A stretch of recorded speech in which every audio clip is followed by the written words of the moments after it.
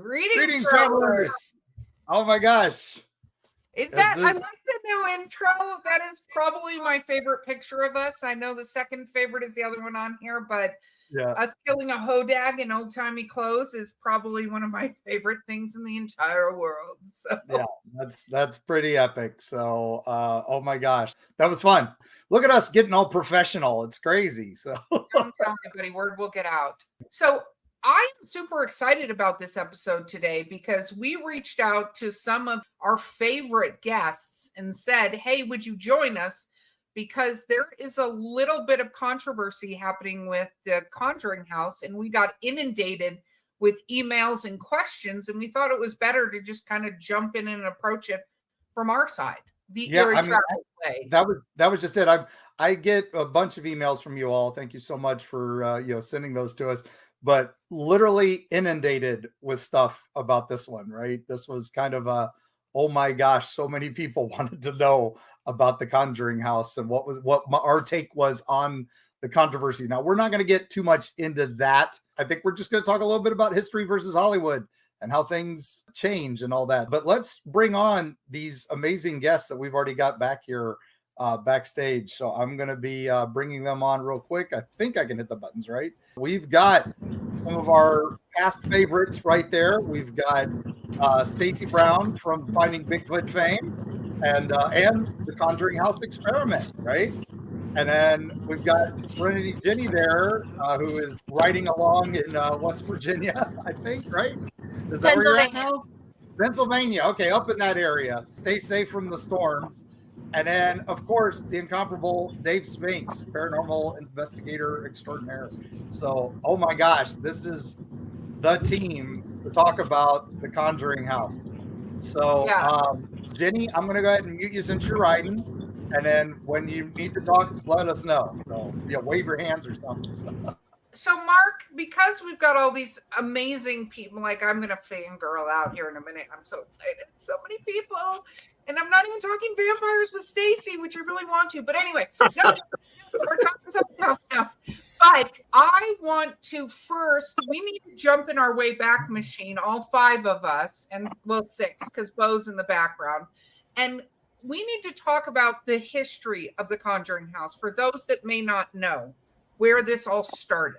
Now, I know Stacy and I have both been there at different times. Stacy probably has the most recent experience because mine goes way back. I went back. That's why I said way back machine. Let's go. All right. So way back machine, the farmhouse was built in the 18th century, and it's in Burrillsville, Rhode Island, I think.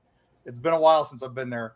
And it's basically just a farmhouse. It had a lot of bedrooms. It was just a really nice place. But there's a legend there that several Revolutionary War soldiers were killed on the property, never found. That's pretty much the basis for the historical haunting there. Well, I thought it also, am I incorrect that of course it was Native American land because all of it was. Yeah. And there's rumors that there's a burial ground there. Is that correct? Incorrect? Where's the gauge on that? Stacy? So to my knowledge, the only people that were buried there on the property are these soldiers.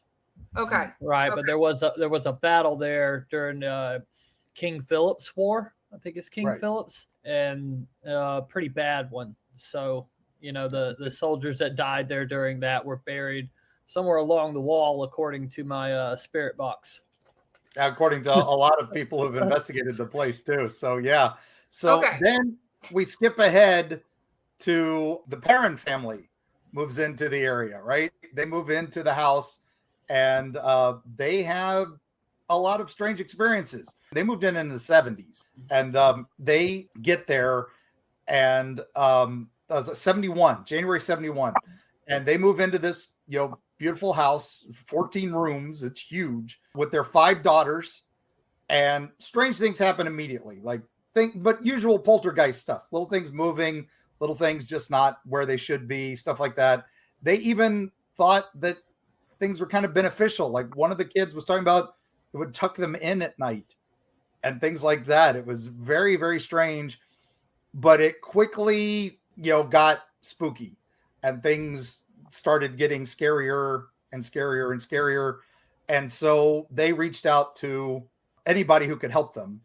And of course, our favorite investigators from the 70s, the Warrens and Lorraine, show up, and they intermittently visit the house over and over again.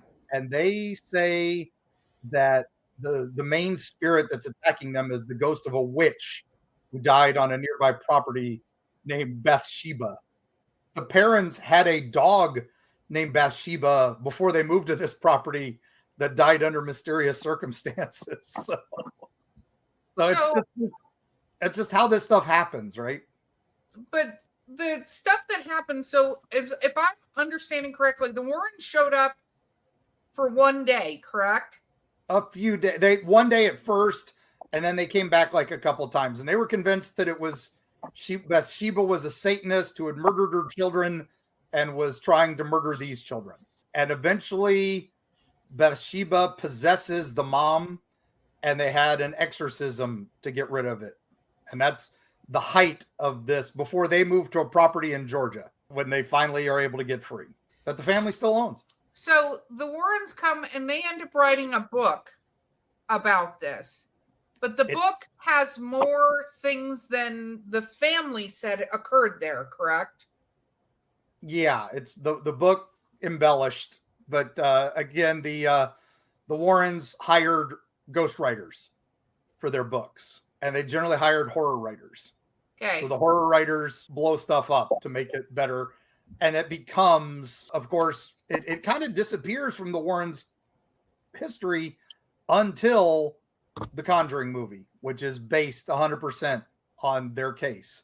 And it was only after the mother parent had finally passed away that the children agreed to let it be made into a movie. So the time track is this happens with them. They move out. Another family moves in. A few families move in and out. Yes. Okay. Do they have the same situations happening? I only know a few minor things, like, again, minor poltergeist type stuff.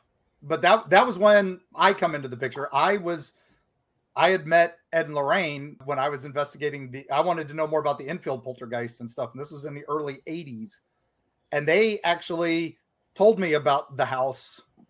And so that was when I went to the house and met one of the owners then. And they didn't let me in the house. So, but I just know that property was crazy at the time, just getting there. And I was a kid. My dad took me to a lot of weird places, thanks to having a Greyhound bus driver for a dad. So we're in present time, and so yeah, 2013, the Conjuring House movie, the Conjuring movie comes out. Yeah, it's huge, and suddenly the Conjuring House goes from a historical building to a mecca for ghost hunters, right? I mean, it had been on the radar, but it was kind of one of those, not Waverly Hills, not one of the major ones. But now it becomes this research mecca, and that's when I think about the time the owner you worked with, Stacy, picked it up, right? Was right around the movie time? No, I think Corey bought it in like 2019. Okay, yeah. 2013 was when it was starting to blow up. Yeah. Yeah, we had investigated like the Bridgewater Triangle, and that's when I first met him. He didn't own it at the time. And then he just called me one day and he's like, "Yo, bro, I just bought the Conjuring House." I was like, "What?" So it was, but I think that was like pre-COVID, because right as he opened up, COVID hit, and the Gestapo in Rhode Island shut it down. Of course. So, but now he was trying to make it where people could actively investigate. Yeah, he wanted to make it a place where people could come, and he wasn't charging an arm and a leg, because at the same time, people coming in was furthering his research. Like Corey had the property, and I had even visited it before he had opened it up. But the thing of bringing people in and letting them look at it was the house will feed off of these people. And so therefore he's got cameras in every single room. He's got, audio running throughout the house 24/7. He was able to capture a lot of amazing stuff. And there's a lot of stuff that I don't think the public still hasn't seen that will just blow your mind. Yeah. So he owns it up until when? 2 years ago? It's like July 22 is right when I think it switched hands, because that's when we were there. And Jacqueline was coming in. She came in and I guess was just nosy. I don't know what you want to call it. Maybe she's just wanting to see what we were doing. I don't know. Yeah. Now you guys did the Conjuring House Experiments movie at that time, right? You guys were, since you had carte blanche to basically do what you want to do on the property. Yeah. It was cool, but it was kind of, with her being there, I don't know that she was cool with all the things we were doing, but like Corey had made this agreement far before. It had been like 7 months for us to get everything ready, get the experiments ready, do all the research we needed to do for pre-production. And so, we were kind of like, should we not bury Corey in the yard? Is she going to be upset about it? And it's like, well, it's better to ask for forgiveness than it is ask for permission, which she didn't care. She actually thought it was awesome that we were trying all these new things. It was more of like Corey's wife was upset that he allowed such things to take place. You know what I mean? Because it was so out of the ordinary, and they love that property. They love the house, and that's what it does to you. Like, that's another aspect of it. That house is like a living organism, in a certain kind of way, because it pulls you in. And I think all the BS is because somebody stayed there too long. Dave, you come from a different situation because you had a house that had a lot of activity. So talk a little bit to that. Well, like I said, like I told you guys, I never investigated the Conjuring House, but I have been up to the property and seen it because I was speaking at the Rhode Island Paracon one year way back. And I went to the grave over there, Bathsheba and all that stuff. So, doing this for so many years myself, I wanted my own paranormal lab, as well. And that's what we all should be trying to do, is to further the field, right? Trying different experiments and doing whatever we can to see if there's a better way to gather evidence, if there's a better way to do what we're doing, or, to show people, hey, these things are real. They're all around us all the time, and so on and so forth. So I ended up out of the blue one day getting a call from the previous owner of the Willows Weep House, who had been attacked. Her and her husband had been attacked numerous times, and they were washing their hands with it, and asked me if I wanted to purchase the house. And I was like, ooh, I don't know, man, that's a pretty dark location, and I said, give me 24 hours and I'll let you know. So I thought it over, and I was like, well, doing what I do, what better opportunity would that be for me as an investigator as well, to own my own location where I can try to further the field some more and let other investigators come in and see what they get. And we can see what all matches up with all these different people's energies there, and, do all kind of good stuff for the field. And I ended up owning it, bought it in 2017 and just now demolished the damn thing because a lot of people don't like that because it was a historical location. But when you have seen numerous people be spiritually, physically, and mentally attacked to where it affects their everyday lives in a very negative manner, the place we had it blessed numerous times and everything else, and nothing seemed to work. It would slowly come back harder and harder. And after a good friend of mine got attacked, who, by the way, still is having problems 1, 2, 3, 4 years, 4.5, 5 years later, actually got part of his foot cut off because of a weird scratch he got there. Doesn't know how he got it from an unseen whatever. So when you own a location, so speaking of the Conjuring House, I'm just going to tell you, you're going to get a lot of negative comments. You're going to get attacked by all these naysayers, and out of the hundreds and hundreds of teams I had at the Weep House, the whole time I owned it, only one team said, oh, it's not haunted. We never got a thing there. And that's one thing I really want to talk about today on here, is just because some Joe Blow team or person doesn't have an experience in a haunted location, absolutely does not mean it's not haunted. There's so many different ways to run down the rabbit hole with that situation too. Spirits will communicate with whoever they want to, and they're not going to do circus tricks, so to speak. You know what I mean? So if they don't like those people or that particular person, they may not interact with them. And one thing I loved about owning a place is you can spend a significant amount of time in it. Like when they did all those experiments in the Conjuring House, they were able to immerse themselves in a situation that only the people that own the house previously lived there and were experiencing those situations as well. Obviously, common sense will tell you the more time you spend in a location, the more chances you're going to have to interact with something from the other side, so to speak, right? Right. So, And that's exactly, I mean, I think we've all been to the May Stringer house down in Brooksville. I knew somehow Mark was going to bring up the May Stringer. I got to bring it up because it's another one of those. I can almost time to when he's going to bring up that and Bruce Campbell. Those are the two things. All right. Anyway, I can just say, they charge an admission fee because they have to. It's helping to restore the building. It's trying to keep absolutely. it. And that's Waverly Hills, the Eastern State Penitentiary, all these places, they do charge a fee. And yes, that's okay. Yes, you want to support the research going on. We want to save the building if possible. There are some buildings that are beyond saving, right? Well, and people don't understand, man. You got to pay someone to take care of the lawn if you're not there all the time. You got to pay taxes. You got to, there's maintenance to keep it semi-safe for investigators. I mean, there's all kinds of money that goes into these things, insurance, security. Security. I mean, and then you said they're like me in my case, they set up a whole Facebook page to attack me called Willow's Week Debunked, and they actually set it up for the previous owner, and said, oh, it's all about the money. Well, I only charge teams $250 to $300 for 12 hours in the house. Now, you tell me what other places charge that amount of money. You can't find one that cheap. And when you're talking about money for a place, here's the interesting thing. I know there's some consideration around how much the owner of the Conjuring House wants to charge now, but the truth is you can charge whatever the heck you want to for something you own. I mean, it's whether or not people are willing to pay. You don't have to agree with something like that, but it's up to them. It's their property. So if I want to, for instance, charge people to go visit Mark's haunted house where the ghost leaves books everywhere, the books may or may not be left there when you come to visit. But I could charge $1,000 for people to come to Mark's. That's right. Yeah, you can. And each state is more like Rhode Island, for instance. That's a very expensive state, man.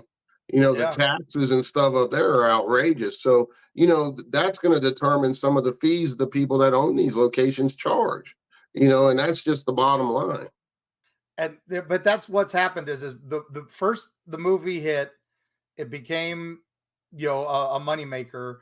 A little bit, not really, but it was like I said, he started it as a paranormal experiment house, right? Mm-hmm. And then the new owner comes in and wants a return on her investment. We get that. That's perfectly acceptable. We understand. And they happen to have a hit YouTube team come in and make a series of videos that went super, super viral, right? Went crazy viral.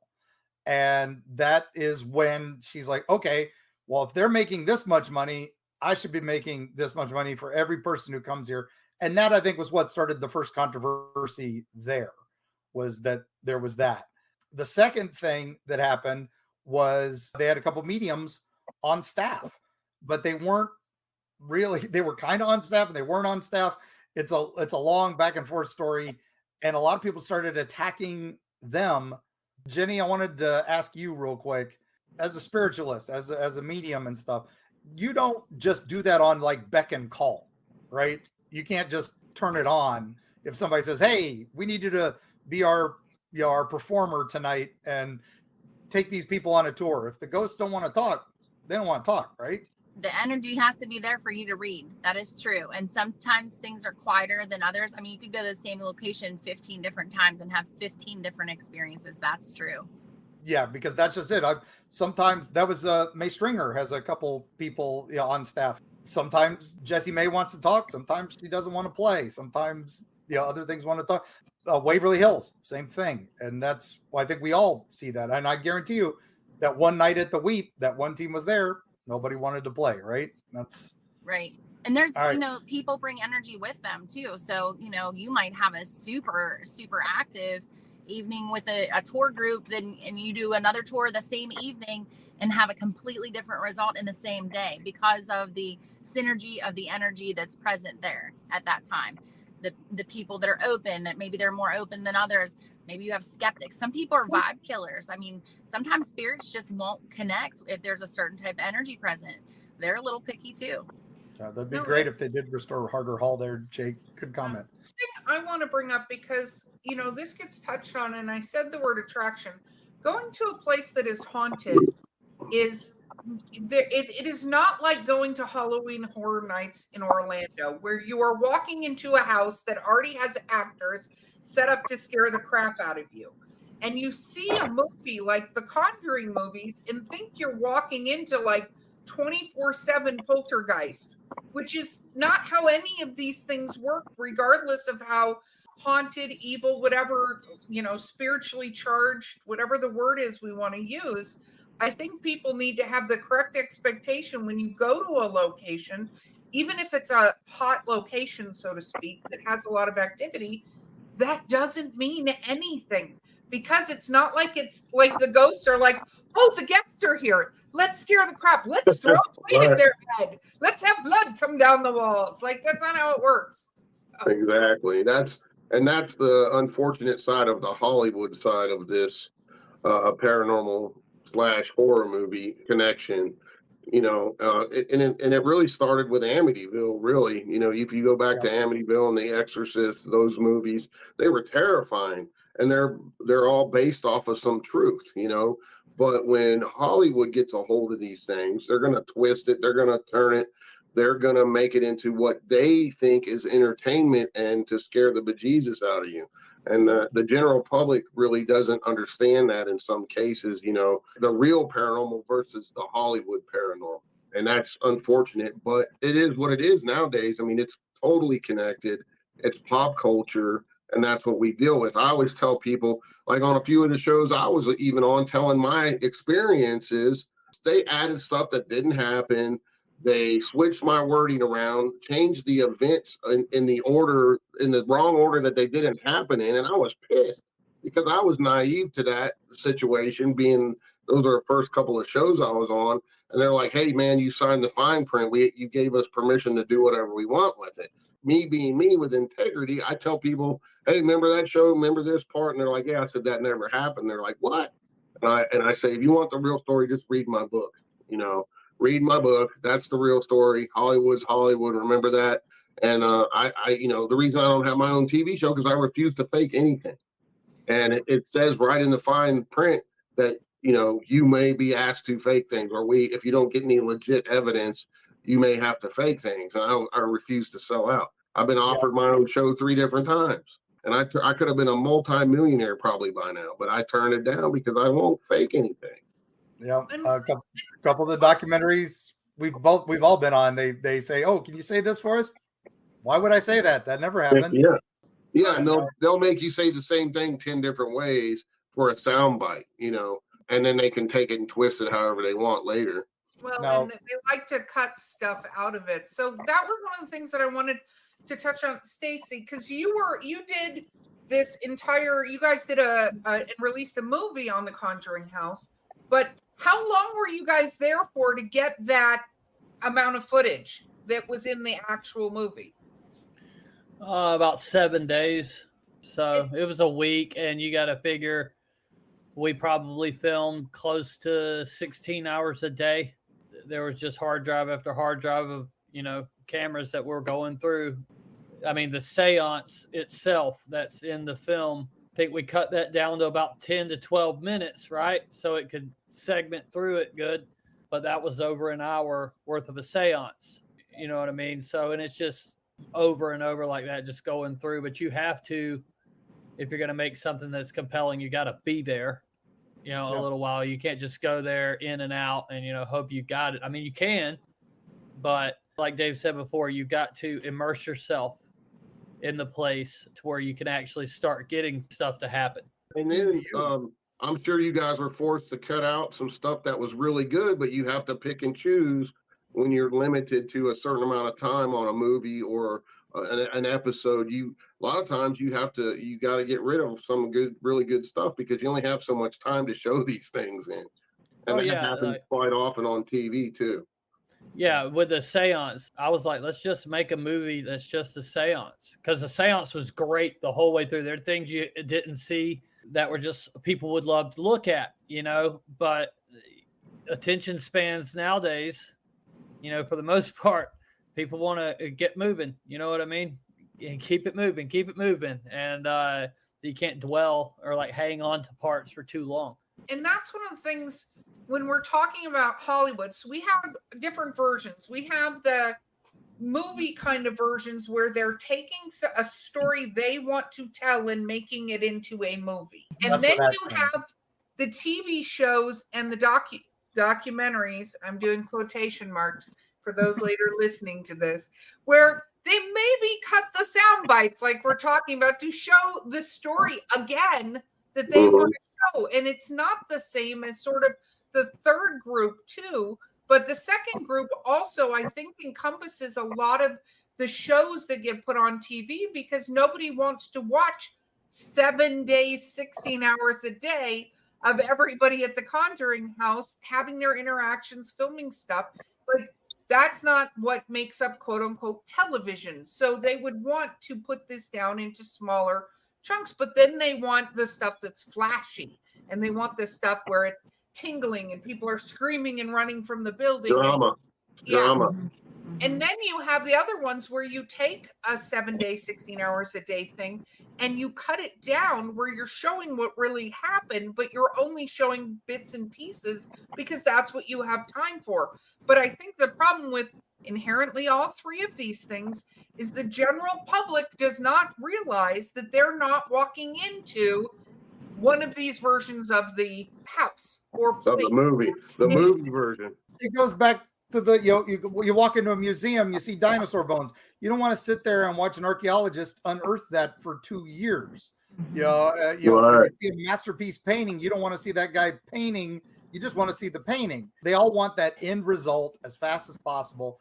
And the better it is. And that's why they follow the formulas and all that, which is, it's sad, but that's kind of what a lot of it has devolved. And let's face it, the Conjuring House, it's an iconic house. I mean, there's, because it has got so much attention over the years. Of course, the Warrens were involved. And then Andrea Perron wrote a really successful book about it as well. Yeah. Her side of the story and all that. And then the whole Conjuring series has blown up into a multi-billion-dollar industry. Yeah, they don't even call it the Ed and Lorraine series, even though it has nothing to do with the Conjuring House. Right. And it's all based off Ed and Lorraine's cases files is all that is, and some of them overlap and interconnect. And then when, Cody and his wife and them, they let it open to the public, I thought that was great because then you got all these other investigators getting to go in there and see what they can get and what matches. And that's what it's all about. That's the real paranormal, to me anyway, in my personal humble opinion, and that's why I did what I did with my house. But I felt as a responsible location owner, I didn't want people getting hurt the way they were on my conscience. And that's why I tore the week down, and that's my property. I bought it. I can do whatever with it, that I wish. And a lot of people didn't like that, but that's just, too bad. They didn't buy it. They didn't spend the money on it. I did. And now the property is blessed and cleared, and there will be nobody else getting hurt in there because there's no longer a place for anyone to go in to get hurt, and it's owned by a Native American now. So that is better.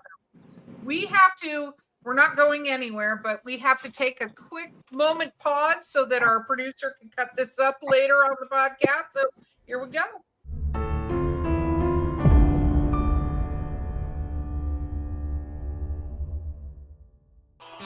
Greetings, travelers. Now available on Audible and other audiobook platforms, Eerie, Appalachia.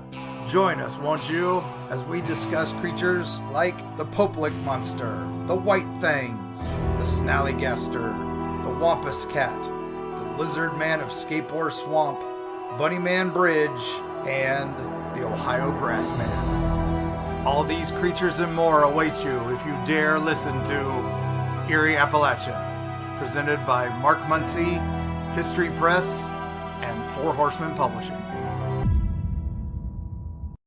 Destiny Beard, the lyrical soprano who will haunt your dreams.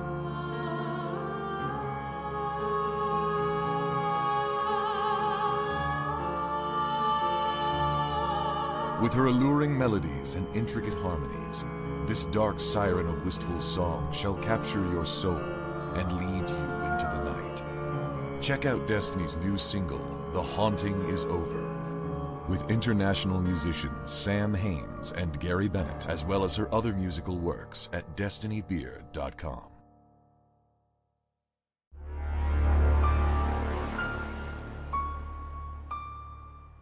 Perfect.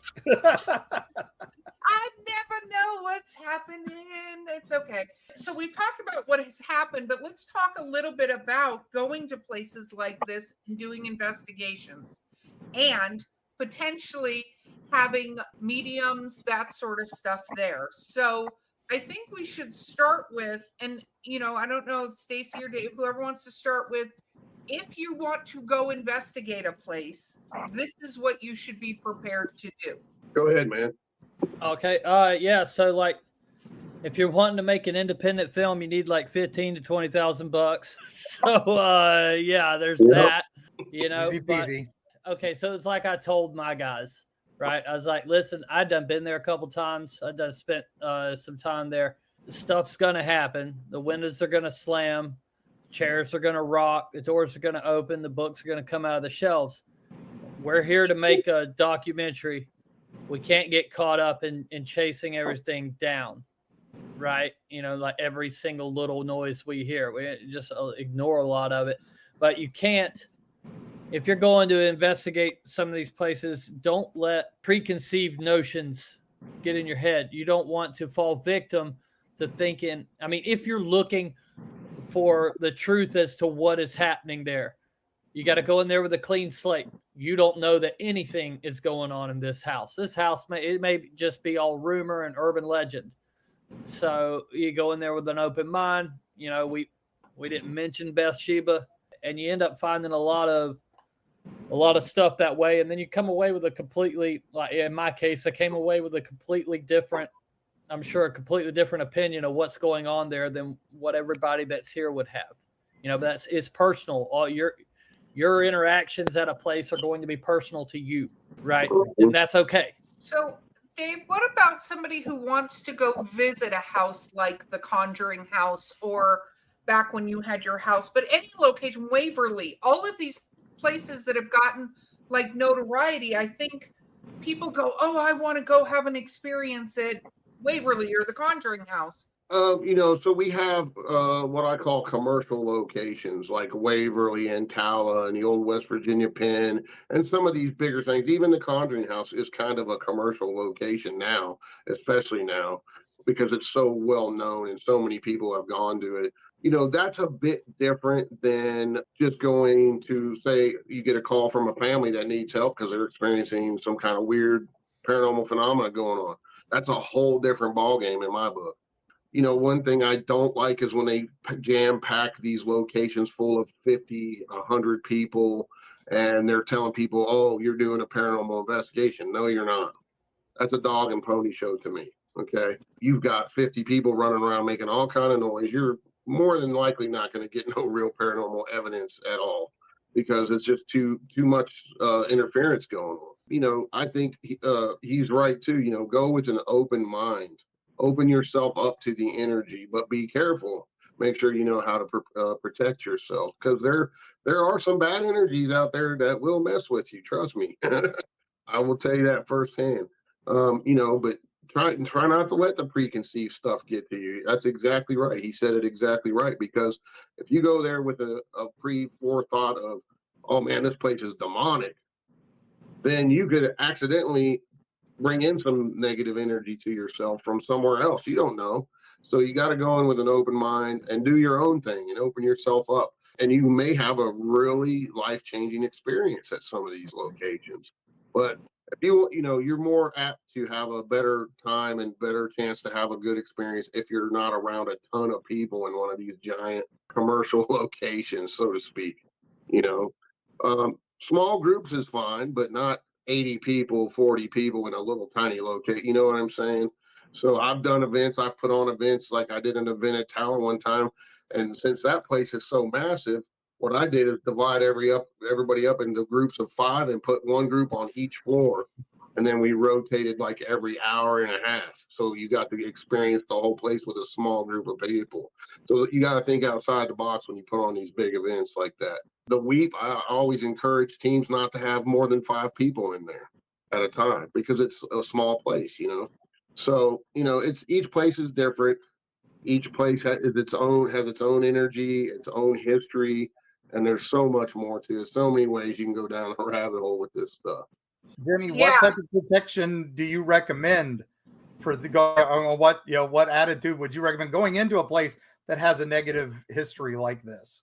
So the first thing that I would recommend is to be self-aware. So meaning that you're aware of how energy affects you. If you're a first-time person and you're going somewhere really hot, like Erika said, you're probably going to have something happen. People aren't prepared often. I've been on locations where people have melted down, have reacted, have had emotional and mental health issues happen because they have had something happen to them. I've had people show up drunk.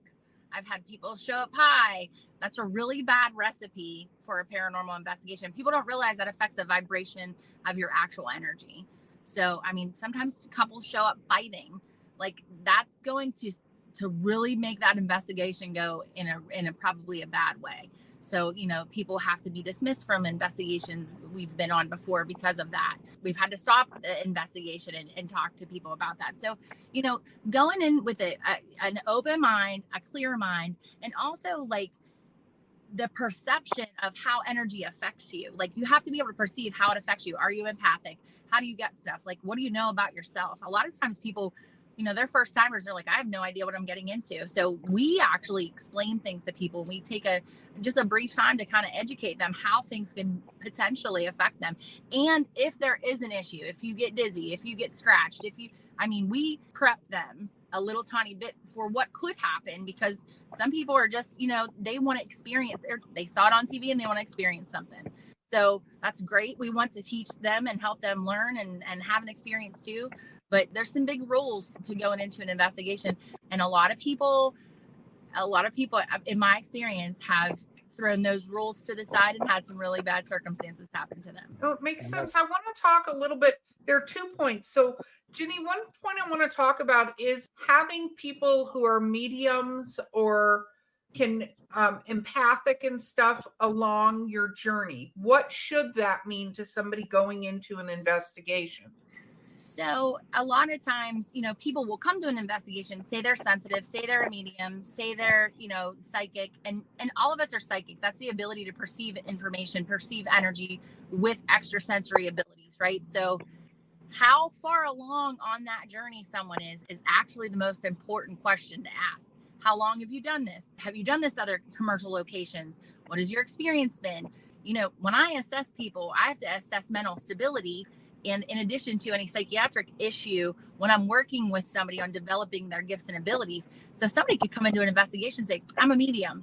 Well, in 30 hot seconds, they're going to melt down because they have no real experience. They might have had a precognitive dream once, talked to their grandma, grandpa, and they are saying they're a medium. So it's our job as responsible, like experience holders. Like if we host an event, it is our responsibility. I've been to massive events where I've been asked to read and do the walkthrough prior to whoever the group is that's hosting it. I've seen people mix alcohol with things. That's a really bad thing to do. I've had untrained empaths, untrained mediums really pick up some nasty attachments like that because they got, let's say, a little big for their britches, right? Like no real experience, boots on the ground experience, but they say that that's what they are. And you can take them for their word. But at some point during that investigation, if it is a really heavy location, you're probably going to have some issues with them, or their past trauma too has a lot to do with this. So from a psychological perspective, if you take somebody into any location, there's been a lot of rape or torture or abuse. If that person has had that in the physical in this lifetime, there is a possibility that they can be triggered and they may have a psychotic break. I mean, these are things you got to think about, and you have to be equipped to deal with them on the spot. So, you know, lots of things can happen. People can get attachments. You can have mental health crises. You can have some really bad recipes for disaster if you don't assess and vet who's all coming into the location with you. And that's when you're dealing with the public, you know, I mean, if you have a team and you're doing your own thing, you guys should already know who has what and who can deal with what and who can't deal with that, this, that, and the other. I mean, that's a whole 2 different ball games there. Right. Yeah, you gotta vet your teams that you're going with and all that. That's a whole other episode. So. Yeah, and one other thing, because Stacy said something earlier, not about vampires, but he said something earlier that I thought was very interesting, which was you talked, Stacy, a little bit about the house itself and what happens if you're on that property for too long and what that does to somebody being in a place that has some of the negative connotations the Conjuring House has had. Yeah, so I don't know, like with the Conjuring House, it seems that almost people who don't actually own the place they'll get possessive about the house. Like, this is mine, I think it was like day 4 or day 5. I was ready to go to blows with RPG. Wow. Right. Like, I seriously just got that angry, and it's like, I just need to take a break from this place, because for us, it was more of, or I guess for me, I could only speak for me, but you got a lot of stress. You're trying to do whatever you're doing. You saved up money to do this. And then now when it's time to do it, you think you're all, happy-go-lucky. You're doing these fun things, but then you go to sleep and you don't really sleep in this house. It's the dreams that come to you in the middle of the night. So you're waking up tired, and I don't know. To me, the longer I stayed in that place, the harder it was to leave, and the nicer it was to be to a person. Like, your fuse my fuse gets super short. May not be the same for everybody, but like I said, this is my experience, but I've seen it with like Bill Brock and like with Corey. Corey was like, hey, I don't stay here longer than 10 days. I leave, because Corey's seen it firsthand, because COVID happened. And so then he's there and he's not able to leave. So he's door dashing everything to his house that he needs. And then he's just coming up with it in his head. I don't actually need to ever leave this place, and now you've got husband and wife snapping at each other. You've got Bill and Corey snapping at each other. And I think exposure to a place like that, almost like a radiation sickness kind of. One of the things Corey and Jen mentioned when they sold the house to Jackie was, don't stay here. You can't live here. That's the only rule is no one can live here. And that was through multiple ones. There was a guy named John who was working there after a while when Bill had to split. And it happened to every single one of them. That itself is interesting, because I think we don't talk about that enough, is what happens at these places, and that they're not, some people are like, whatever, but I think there are people that, to Jenny's point, there are people that are lodestones that can go into a place and it literally deadens. Mark's beautiful wife, Carrie, was like that for the longest time. Like, you bring her into a place, nothing would happen. Literally inside the place. It would just stop. Like, she would literally stay outside when we would go places, because she knew I was with like a YouTube team or something, and she'd want things to happen for them. So she would stay outside just because. But now some stuff's happening with her. So now we've broken that barrier for her. Serenity? Yep. It's interesting too, like, to speak to the point that Stacy was saying, like, the longer you stay there, you have to think about this, at least from my perspective. We have the intention, we're going in to study spirit, right? P.S. Spirit is studying you, your cracks, your soul fractures, your traumas. If it's demonic, it's going to learn your weak points. It's going to learn how to manipulate you. It's going to learn how to use you, and it's going to learn how to oppress you.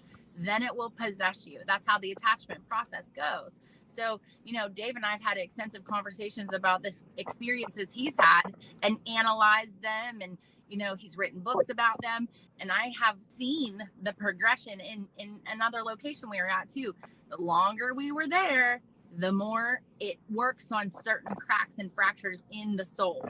So, you have to be super aware. If you're going to be an immersive type of investigator, you better be aware of your own soul fractures and what trauma points you have, and how you're healing them and where you are, so you can't be manipulated. It's very difficult.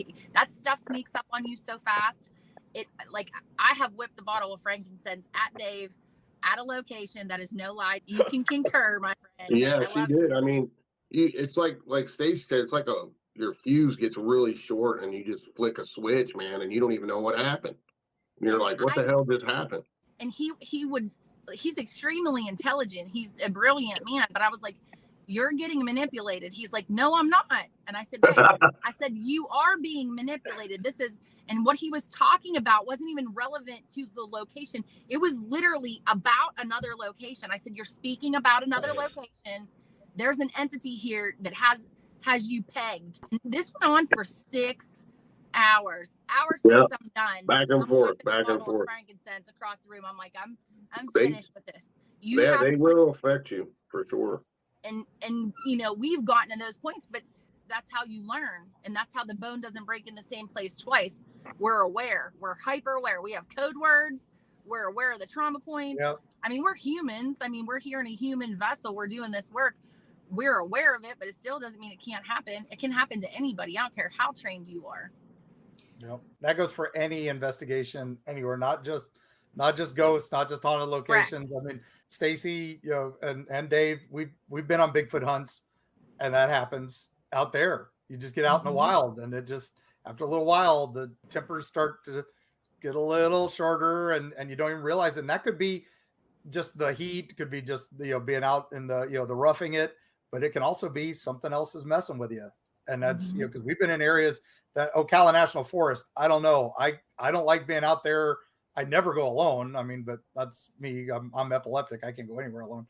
But it was just, I always, even when I'm with somebody, I'll start noticing, wait a minute, they're not acting like they normally do. Well, and I think to the point there is also, if you're going to do these things, there is some legitimacy that we need enough food, we need enough rest, we need enough liquid. Like there are like bodily things that you also need, that you start pushing those barriers outside of any other barriers you have. And to Stacy's point, if your quote unquote sleep is really just having nightmares and being woken up and messed with in the middle of the night, you're not going to be at your best. Even in the best circumstances in the world, the human doesn't get enough food and sleep, you start having issues. I would love to know what you guys think to this, because me and Mark talk about this a lot, is people assume these places are really bad, right? Now, whether they're bad or not, but assume this negativity belt that goes with going to these places.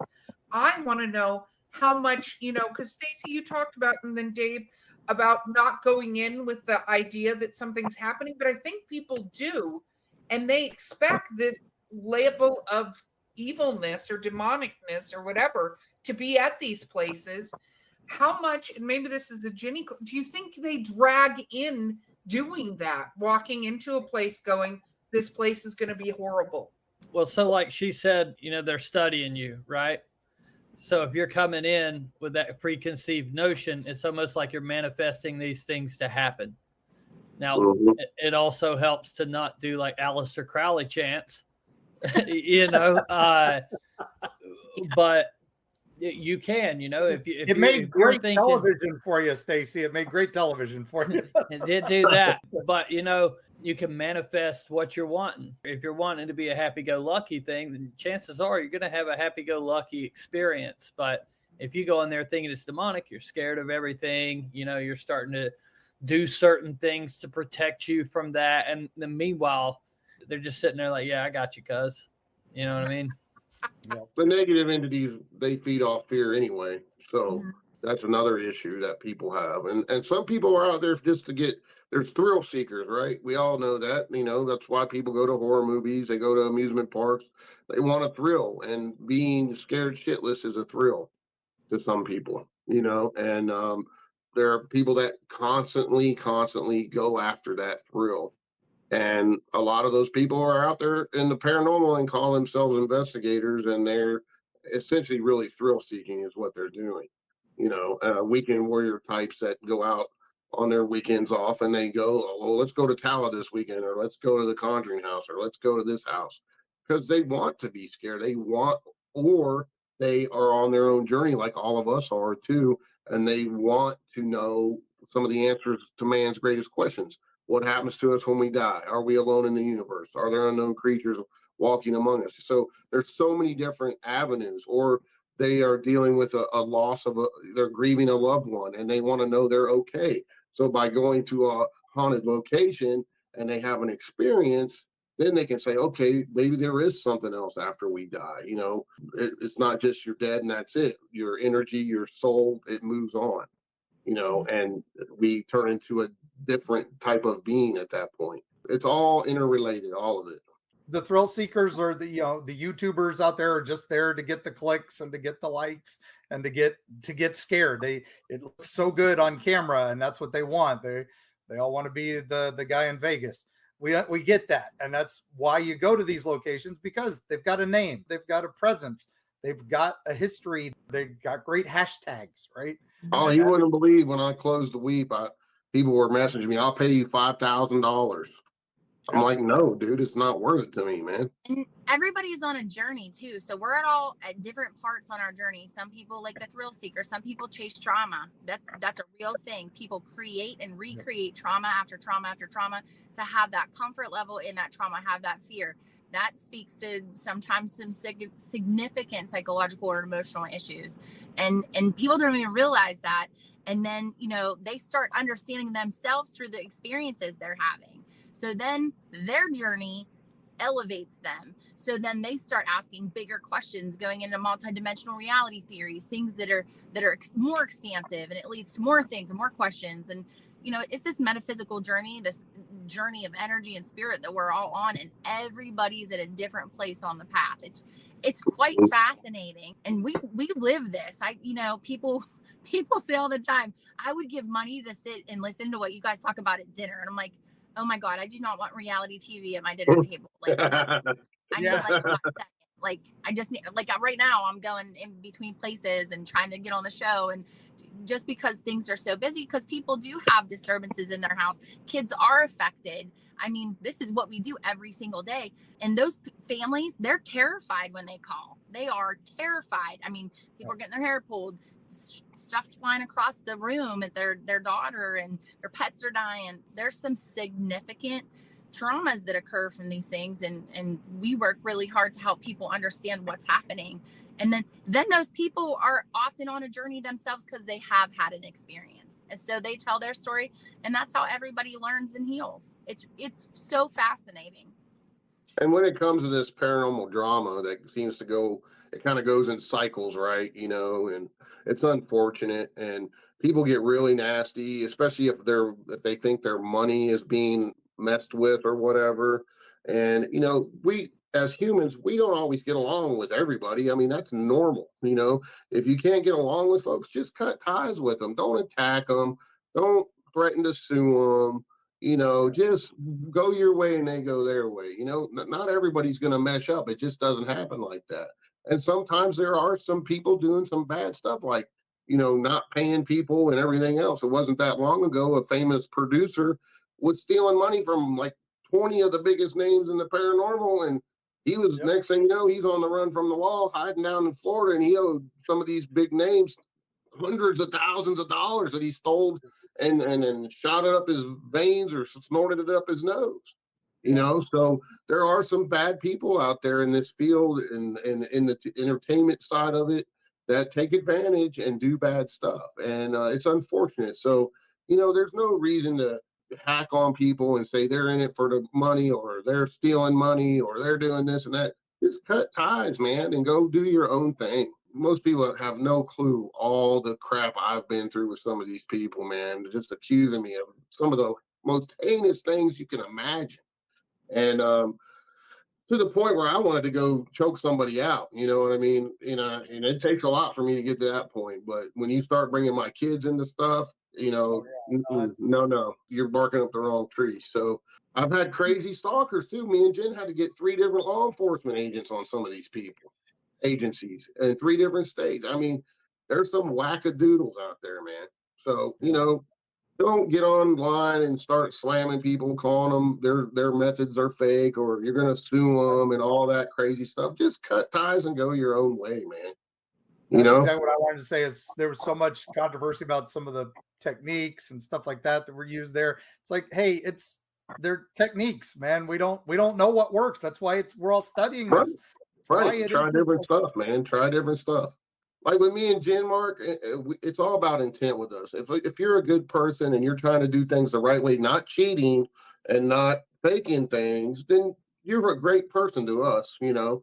And you try to help people and do things like that. I mean, there's nothing wrong with that. But if you are intentionally faking things and stealing and doing this, that, and the other, then you're a bad person in my book. And that's what it comes down to. It's really common sense. I had myself as a location owner, all the attacks I had every right to go all over the internet and just slam these people. But did I? No. Every now and then I'd put up, like a picture of troll spray or something, just to, do something back to them without saying names and stuff like that. I said, the troll spray is needed today or whatever. So it is what it is, man. If you can't get along with each other, just cut ties and go do your own thing. Yep. And then, like Stacy, you guys did a bunch of new techniques in that Conjuring House experiments. That was stuff I'd never seen before, except maybe I think you'd done a little bit of it in that one down at the Crowley House. That was amazing stuff. And again, some people gave you flack for that. Well, people are going to give you flack for putting your pants on a certain way. So you got to just do whatever. And I think me really not being a paranormal investigator, more of a Bigfoot investigator. I got into it after my dad passed away. Like he was saying, that was my thing. Then when I got confirmation, I just kind of kept going. I surrounded myself with ghost hunters, so they could have input on the ideas that I was spitting out, because I'm spitting out all this stuff. And I'd only looked into limited, my knowledge on it was so limited. I'd only looked into certain people, and they were all like, yeah, you really kind of shouldn't look into that dude. Let's leave the Aleister Crowley stuff out of here. But I guess in a way it helped me out, to come up with those new experiments, to not being a paranormal investigator, so to speak. For us, it's all interrelated, though, Stacy. Like a lot of this stuff crosses over so much, and a lot of people. It wasn't when I first started doing this. You couldn't mention like Bigfoot and UFOs in the same sense, or you'd be ousted by both communities. Right. But as a true investigator, you got to think outside the box, and then you'll come across cases that there's a rash of Bigfoot sightings in an area, right? And then at the same time, there's a rash of strange lights in the sky. What's going on here? Or right. I've had it vice versa too, with UFOs and abductees also having paranormal stuff going in their house at the same time, stuff flying across the room. And I get to the house and they say, well, I have these dreams of these little gray creatures and I float through my ceiling every night. So I'm like, wait a minute here, what's going on here? So right. You'll run into cases like that from time to time, and you're not doing yourself due diligence if you're not thinking outside the box, looking at all this stuff as crossing over and interrelating with the same type of phenomena, right? So the longer you do it, the more experiences you're going to have, and you're going to come across these really out there cases and go, whoa, man, there's some major crossover going here. That's kind of what I left the Conjuring House thinking, right? So I guess if you're in the upside down, right, certain places that were just like a beacon, and then it was all these things were drawn to it, whether it be UFOs, ghosts, because we had all three Bigfoot, ghosts, UFOs stuff go on while we were there. And so that's kind of, it was like a moth to a flame. The house was the flame. Yep. And it's some of those areas that most of them have Native American ties because they know where the energy centers are on this planet, and they were drawn to those. A lot of it has to do with that. Jen will tell you all about that if you want to know in another episode. But I mean, it's fascinating stuff, and just knock the drum off, guys. Let's go. We're all trying to do the same thing and get the same, get good results. Don't get along with people, just cut ties with them. Go your separate ways, man. They don't pay your paycheck. You don't have nothing to prove to them. Exactly. Exactly. And when you're dealing with volunteers and dealing with things like that, just it's time to walk away. Just walk away. I want to say real quick as we wrap up, because first of all, thank you all for being here. I love that you came on. I love that you brought your knowledge and all that. But we always say this. Nobody is an expert at this because it's preternatural and we don't know everything. Everyone on this call, save myself, has a lot of experience and knowledge, but there are no experts. So when you're looking at something, understand that this is something we're all still learning about. Every single one of us, except for me, who will not go into any of these places, Nope. Thank you very much. I'm good. I'll watch on the outside with popcorn for you guys. I'll be the plucky comic relief when you need a break. But yeah, you and Carrie stay outside, and we'll all go in and get the pictures. And yeah, no, it's fine because mine for different reasons than Carrie. But I love that you were all here. But I just want the audience, travelers out there, to know, like, if you're going into this, you got to go into it for the reasons that are your own, and you've got to not expect things, because this is not something that is like laid out like clockwork. And if anyone tells you they're an expert at this, that is an impossibility. They could be experienced, but they are not an expert. And that's my words of advice on this. Mark, go ahead. Well, let's let everybody do some shameless self promotion. So let's go ahead and start with Jenny down there. Where can people find and follow you? You can find me on socials at Serenity Jenny, serenityjenny.net on the web. My phone number's on there. You can text me if you need to ask me a question. I try to get back to most communication myself. If not, my assistant will. We have a ton of events coming up. I'll mention Gettysburg at the end of the month. We'll be at the Battlefield Bash. I think you guys will be there as well. Dave and I both will be there. We have some, I think Saratoga Springs you're coming up to, right, Dave? You're going to be at... Yeah, I don't know the date, so just I'll give them my website. We have some really fun stuff, and we'd really like to connect with you guys. So hit us up. It would be awesome. And you can get my book, Unapologetically Authentic, on Amazon. All right, Dave, where can they find you? You guys can find all my stuff on www.davespinkspI.com. I had to shorten my website. Used to be Paranormal Investigator, but it's now davespinkspI.com. You can see all the events I'll be appearing at, all my books, and upcoming things that me and Jen are doing, ethereal excursions. We do events with folks all over the country at haunted B&Bs and stuff. Low numbers, real small numbers. We love working with a small number of people. And just look us up, man. We do all kinds of stuff. We're all over the place. All right, Stacy, you're up. So one thing before I plug myself, you say nobody's an expert, but then you say that Twilight vampires are the strongest vampires there are. So, practice what you preach is all I can say. Prove me wrong, Stacy. You haven't proved me wrong yet. But yeah, I got a new film out. It's called Bigfoot: The Journey to Belief. It's full of interviews, a 4-part series, and we uncover a government cover-up in the state of Florida with the skunk ape. And, if you don't want to rent the movie, they have like 73,000 emails pertaining to skunk ape and Bigfoot, and they want $12,000 for the emails. So if y'all could go to thejourneytobelief.com, we have a GoFundMe up there. Anything helps. As soon as we get those emails, we're going to make them public to everybody through our website. And because I don't have time to go through 73,000 emails, but we're hoping the people out there are interested enough to do that. Besides that, Bigfoot Stacy, YouTube, anywhere else, just look me up. And I cannot wait. I watched that, and man, that was incredible. And now I hit the same wall when I was researching Ocheesee Pond that you did. So the exact same wall, the notes from that one day, the day when it all happened, the governor's notes are gone. What? Yeah, right.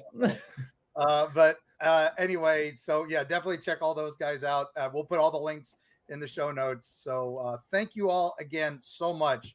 I know we just kind of had to hit this because it's blowing up online. Again, we're not taking sides. We're just saying, hey, there's two sides to every story, and we're just bringing our side, which is yet a third side in this. So, but we've all seen this happen.